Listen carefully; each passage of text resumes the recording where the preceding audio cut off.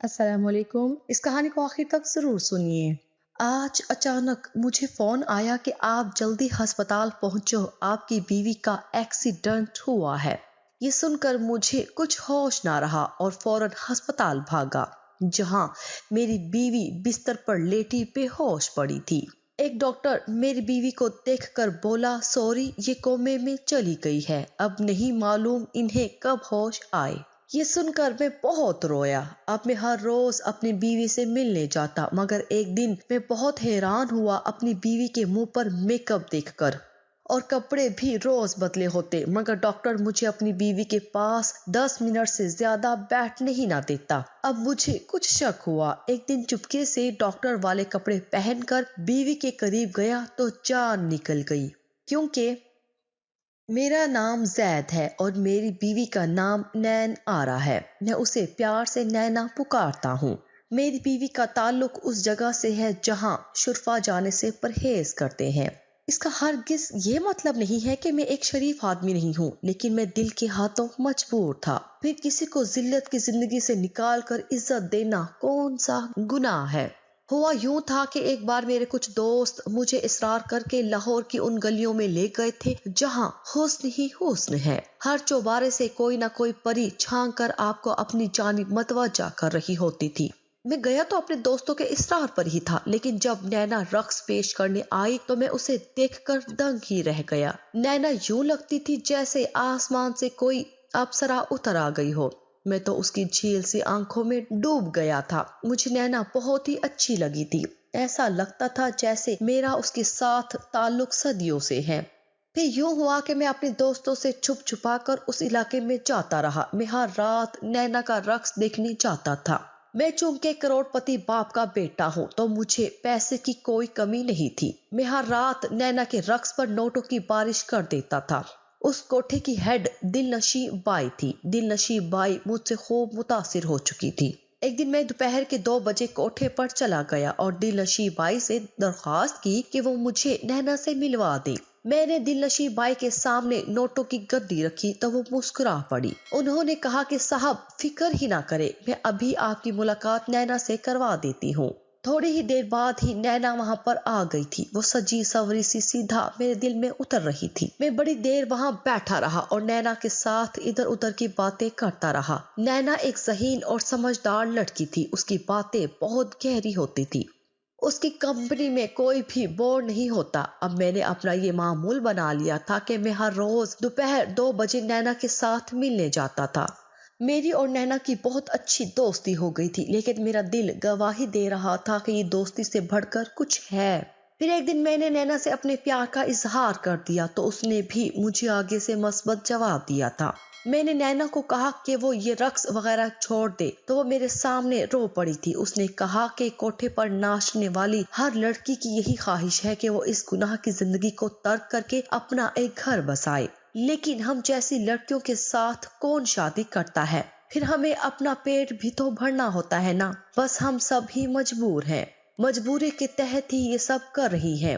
میں نے نینا سے کہا کہ میں تم سے شادی کرنا چاہتا ہوں۔ وہ بہت خوش ہوئی۔ وہ رونے لگی تھی اور میرے پیروں میں بیٹھ کر بولی، اگر آپ مجھے شادی کر کے یہاں سے لے جائیں گے تو میں آپ کی بیوی نہیں بلکہ ساری زندگی آپ کی کنیز بن کر رہوں گی۔ آپ کا ہر حکم میرے سر آنکھوں پر ہوگا۔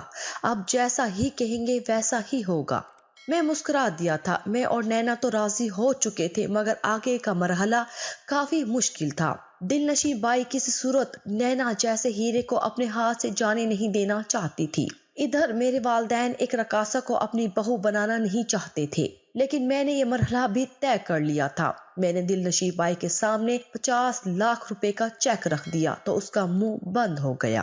میں نینا سے نکاح کر کے اسے ایک اپارٹمنٹ میں لے گیا تھا۔ میں نے سوچا تھا کہ کچھ وقت گزر جائے تو میں نینا کو اپنے والدین سے ملوا دوں گا۔ ایک بار جب میری نینا کے ساتھ شادی ہو جائے گی تو میرے والدین کو بھی میرا فیصلہ ماننا پڑ جائے گا۔ میں ان کی اکلوتی اولاد ہوں۔ وہ مجھ سے بے انتہا محبت کرتے تھے۔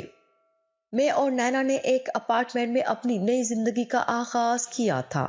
ہم دونوں ہی ایک دوسرے کو پا کر نہایت خوش تھے۔ ہماری زندگی بہت اچھے سے گزر رہی تھی، لیکن پھر وہ ہو گیا جس کے بارے میں نے کبھی سوچا بھی نہیں تھا۔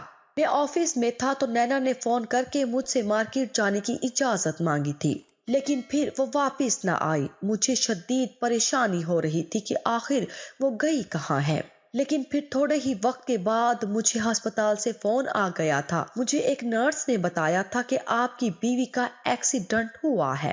یہ سن کر مجھے کچھ ہوش نہ رہا اور فوراً ہسپتال بھاگا، جہاں میری بیوی بستر پر لیٹی بے ہوش پڑی تھی۔ ایک ڈاکٹر میری بیوی کو دیکھ کر بولا، سوری، یہ کومے میں چلی گئی ہے، اب نہیں معلوم انہیں کب ہوش آئے۔ یہ سن کر میں بہت رویا۔ یہ سب کچھ اتنا اچانک ہوا تھا کہ مجھے سنبھلنے کا موقع ہی نہ ملا تھا۔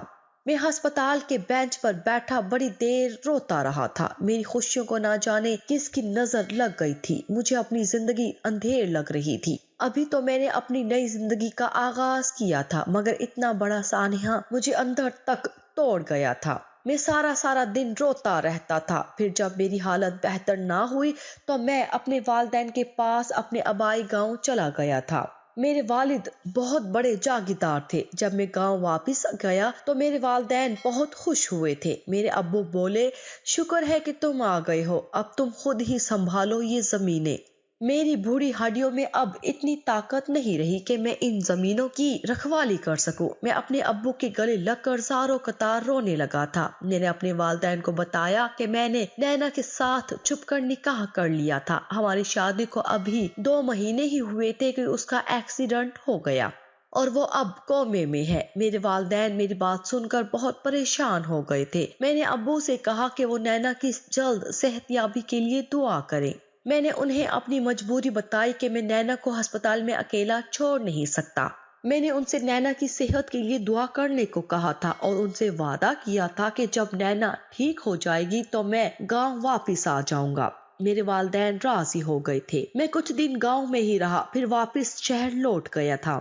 نینا 2 ہفتوں سے کومے میں تھی۔ میرے لیے یہ بہت مشکل وقت تھا۔ میں ہر روز ہسپتال کے بینچ پر گھنٹوں بیٹھا رہتا، لیکن مجھے ڈاکٹر زنی نینا کے ساتھ ملنے نہ دیتے۔ وہ کہتے تھے کہ مریض کے پاس ہم کسی کو بھی زیادہ دیر کے لیے نہیں چھوڑ سکتے۔ ڈاکٹرز مجھے ہر روز 10 منٹ کے لیے نینا کے پاس جانے دیتے تھے۔ میں نینا کے پاس رہنے کے لیے ڈاکٹرز کی منت سماجت کرتا رہتا تھا۔ مجھے جیسے ہی اجازت ملتی تو میں رو کر نینا سے فریاد کرتا کہ وہ جلدی ٹھیک ہو جائے۔ مجھے لگتا تھا جیسے وہ میری بات سن لے گی، وہ بہتر ہو جائے گی۔ میں اسے بس اتنا ہی کہتا رہتا تھا کہ نینا تم جلدی سے ٹھیک ہو جاؤ۔ میں نے اپنے والدین کو بھی منا لیا ہے، لیکن بیماری نینا کے ہاتھ میں نہیں تھی، وہ کیسے اٹھ سکتی تھی۔ میں آج جب نینا سے ملنے گیا تو میں نے دیکھا کہ اس نے ہسپتال کی وردی نہیں پہنی ہوئی تھی۔ میں نے ایک نرس سے پوچھا کہ ایسا کیوں ہے، تو وہ بولی کہ مریض ہسپتال کی وردی سے تنگ ہو جاتا ہے۔ اب ہم ہر روز آپ کی بیوی کے کپڑے چینج کر دیا کریں گے تاکہ وہ جلد زندگی کی طرف لوٹ آئے۔ مجھے ان معاملات کی کوئی سمجھ نہیں تھی، اس لیے میں خاموشی سے لوٹ آتا۔ لیکن اب میں نے نوٹ کیا تھا نینا کا لباس ہر روز تبدیل کیا جاتا تھا۔ اس نے جو لباس پہنا ہوتا تھا وہ بالکل بھی عام لباس نہیں ہوتا تھا، وہ سارے ہی بڑے مہنگے کپڑے ہوتے تھے۔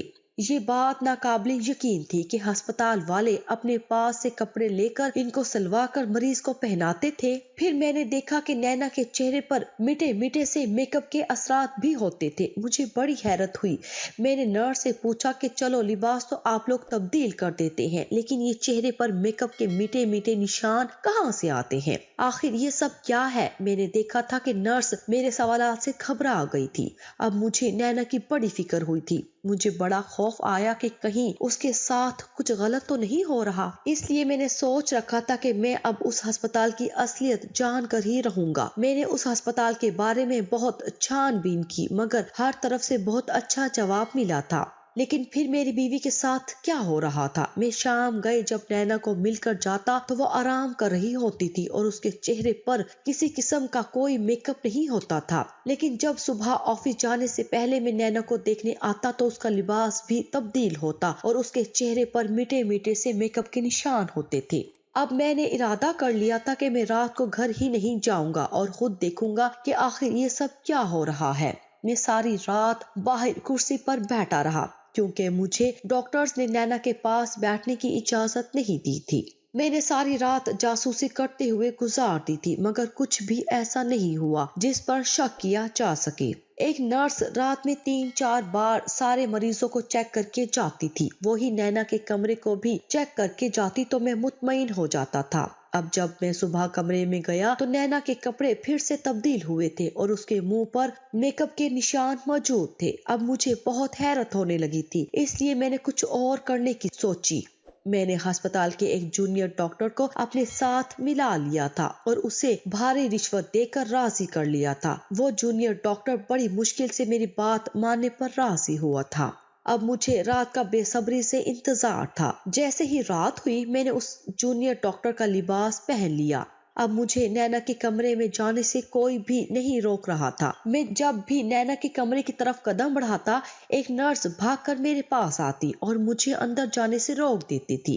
میں آرام سے نینا کے کمرے میں داخل ہو گیا، مگر یہ دیکھ کر تو میرے قدموں تلے سے زمین نکل گئی کہ نینا کا تو بیڈ خالی تھا، وہاں تو نینا کا نام و نشان بھی نہیں تھا۔ میں شدید پریشان ہو گیا تھا کہ آخر نینا کہاں جا سکتی ہے۔ میں ویسے ہی باہر نکل آیا۔ میں نے جونیئر ڈاکٹر سے نینا کے متعلق پوچھا تو اس نے لا علمی کا اظہار کر دیا۔ میں چہرے پر ماسک لگا کر اس نرس کے پاس گیا تھا جو نینا کے کمرے کے باہر چکر لگاتی تھی۔ میں نے اس سے پوچھا کہ اس روم کا پیشنٹ کہاں گیا ہے تو وہ بولی جہاں روز جاتی ہے آج بھی وہیں گئی ہے۔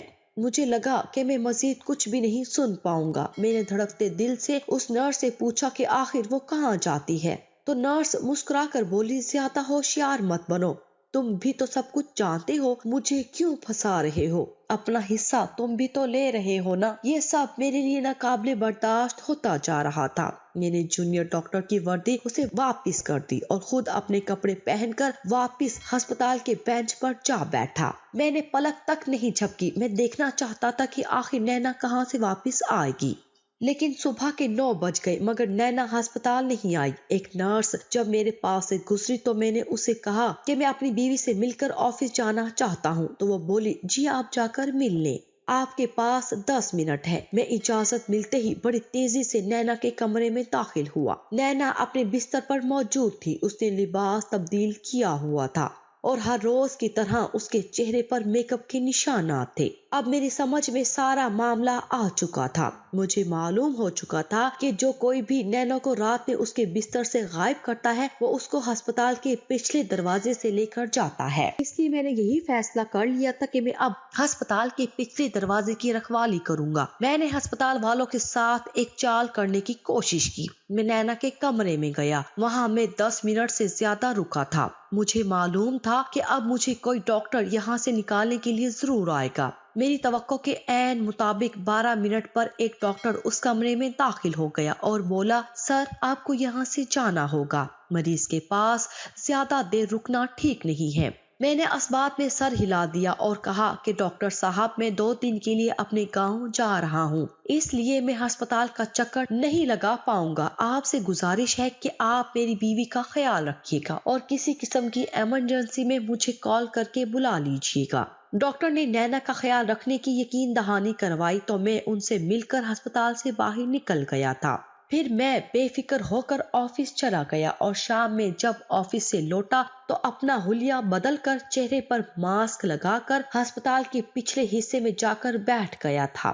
مجھے وہاں بیٹھے تھوڑی ہی دیر گزری ہوگی جب میں نے کچھ ایسا دیکھا جسے دیکھ کر میرا دل ہی بیٹھ گیا تھا۔ نینا اپنے قدموں پر ہسپتال سے باہر نکل آئی تھی، پھر وہ ایک بڑی سی گاڑی میں بیٹھ کر چلی گئی۔ میں اس لمحے بہت ہی تکلیف سے گزرا تھا۔ دکھ، درد، پریشانی، ہر چیز نے مجھ پر حملہ کر دیا تھا۔ میرا دل چاہ رہا تھا کہ میں یہاں بیٹھ کر زاروں کی طرح روؤں، لیکن میرا نینا کے پیچھے جانا ضروری تھا۔ اس لیے میں اپنی آنکھیں پونچھ کر نینا کی گاڑی کا پیچھا کرنے لگا۔ آج شاید میری زندگی کا سب سے برا ترین دن تھا، جو مجھے صدمے پر صدمہ مل رہا تھا۔ نینا کی گاڑی کا پیچھا کرتے کرتے میں وہاں پہنچا تھا جہاں سے میں نینا کو نکال کر اپنی زندگی میں شامل کیا تھا۔ میں نے نینا کو عزت دی تھی، اپنے گھر کی محفوظ 4 دیواری دی تھی، مگر اس نے کیا کیا؟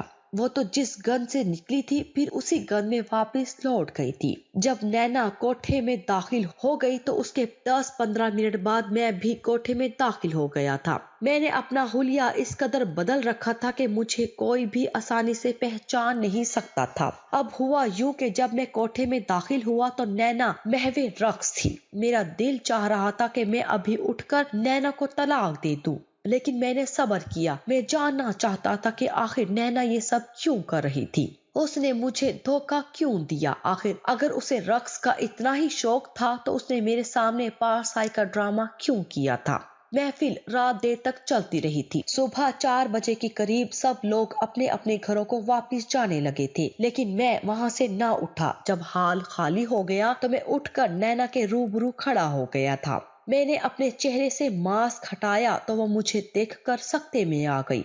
उसका चेहरा खौफ से जर्द पड़ चुका था। मेरी आंखों में आंसू आ गए थे। मैंने रोते हुए कहा, नैना अगर तुम ये सब छोड़ नहीं सकती थी तो तुमने क्यों मुझसे कहा कि मैं तुमसे शादी कर लूं। मैंने अपने माँ बाप का भी दिल दुखाया, लेकिन तुम फिर भी मेरी नहीं बनी। नैना भी रोने लगी थी। वो रोते हुए बोली, कुछ लोग हम जैसे होते हैं जिनकी किस्मत में इज्जत होती ही नहीं है। मैं तुमसे शादी करके बहुत खुश थी कि अब मुझे किसी के सामने रक्स नहीं करना पड़ेगा, शराफत की जिंदगी गुजारनी होगी। लेकिन फिर कुछ ऐसा हुआ कि मैं मजबूर होकर फिर से कोठे पर आ गई। मैं चिल्लाने लगा था। मैंने चिल्ला कर पूछा, लेकिन मुझे भी तो बताओ, तुम्हें ऐसी कौन सी मजबूरी आ गई थी कि तुमने ये सब किया। तो वो बोली, तुमसे पहले एक सेठ मेरी जिंदगी में था, वो भी मेरे रक्स का बहुत शौकीन था। उसने मुझ पर पैसा पानी की तरह बहाया था। दिलनशी बाई उसे जुबान दे बैठी थी कि मैं उसके सिवा किसी और के सामने रक्स नहीं करूंगी, मगर फिर अचानक सेठ गायब हो गया। उसने मेरे लिए माहाना पैसे भेजना छोड़ दिए थे। दिलनशी बाई ने 2 महीने इंतजार किया, लेकिन जब उसकी तरफ से कोई जवाब ना आया तो उन्होंने मुझसे एक बार फिर भरी महफिलों में रक्स करवाना शुरू कर दिया था। इन्हीं दिनों मेरी नजर तुम पर पड़ी थी। तुम एक दिन मेरा रक्स देखने आए थे। तुम मुझे बहुत ही अच्छे लगे और अपने अपने लगे थे। फिर यूं हुआ कि हम दोनों की मोहब्बत परवान चढ़ती गई और फिर तुमने मुझे 50 लाख रुपए के इवज खरीद लिया। लेकिन हमारी शादी के महज 2 महीने बाद ही वो सेठ वापिस आ गया है। उसने दिलनशी बाई से कहा था कि अगर मैं दोबारा रक्स ना करने लगूं तो तुम्हें वो जान से मरवा देगा और दिलनशी बाई के भी टुकड़े करके कुत्तों के सामने डाल देगा। मैं ये कैसे बर्दाश्त कर सकती थी कि मेरा शौहर ही मुझसे छीन जाए। मैंने आपकी जान बचाने के लिए उस सेठ की बात मानी। वो जैसा कहता गया मैं वैसा ही करती गई। उसने कहा कि मैं आपसे दूर हो जाऊं और हर रात एक रक्स की महफिल करूं। इसलिए मैंने अपने झूठे एक्सीडेंट का बहाना किया और एक डॉक्टर को अपने साथ मिला लिया। फिर मैंने अस्पताल की नर्सों को भी अपने साथ मिला लिया था। सेठ के कहने पर मैंने फिर से महफिलों में रक्स शुरू कर दिया था ताकि उसका ध्यान तुम्हारी तरफ से हट जाए। मेरे लिए यही काफी था कि तुम हर रोज 10 मिनट के लिए मेरे पास आ जाते थे। मैं तुम्हारा चेहरा देख लेती थी, तुम्हारी खैरियत मुझ तक पहुंच जाती थी। मैंने नैना से पूछा कि तुम बताओ, क्या तुम अपनी जिंदगी में खुश हो, इस जिंदगी में खुश हो? तो वो रोते हुए बोली, मैं अब शराफत की जिंदगी का मजा चख चुकी हूँ। मुझे अच्छी नहीं लगती ये मजबूरी की जिंदगी। मेरा दिल करता है कि सेठ फिर से कहीं गायब हो जाए और मैं तुम्हारी जिंदगी में वापिस आ जाऊं। मैंने नैना का हाथ पकड़ कर कहा कि मेरी एक बात तुम याद रखना, बाहर के लोग उस इंसान को ही तोड़ने में कामयाब होते हैं जो अपने घर वालों से बातें छुपाते हैं। अगर तुम सेठ वाली बात मुझे पहले बता देती तो मैं इस चीज का बेहतर हल निकाल लेता और तुम्हें भी इतनी परेशानी ना उठानी पड़ती। मैंने नैना को एतमाद में लेकर उस सेठ के खिलाफ FIR दर्ज करवा दी थी। उसे पुलिस उठाकर ले गई तो मैं अपने वादे के मुताबिक गांव वापिस आ गया था। मेरे वालिदैन ने खुले दिल से नैना को कबूल कर लिया था और नैना ने गांव के माहौल को। यूं अल्लाह के करम से मेरी जिंदगी एक बार फिर से सही राह पर चलने लगी थी।